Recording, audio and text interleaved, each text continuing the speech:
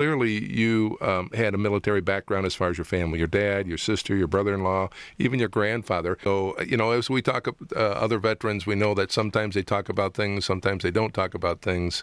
Was it something that they talked much about, or no, any of those family members? No, not much.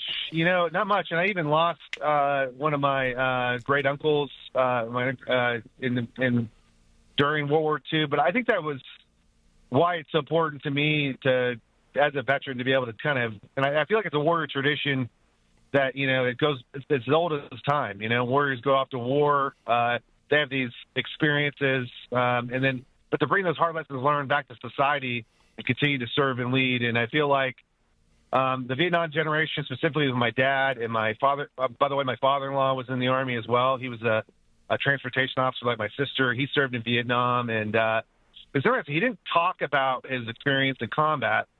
His brother was there as well, too. And but when my brother-in-law, who's also an Army officer, we served together around the same time. He was the commander of Walter Reed, the world's largest military medical center in the world. Retired as a colonel. We live, we're neighbors here in Texas now. And so, but when my brother-in-law and I came back and we just started talking about our experiences, I noticed my father-in-law started opening up and talking more about his experiences. And, he would talk about how ashamed he was about coming back. Like, nobody talked about it. It wasn't like it is today, where we put our military up on this pedestal for better or for worse. It just was, it was shameful, right? And because of the political situation, but I think that generation, I think our father's generation made sure that our generation of service members were celebrated.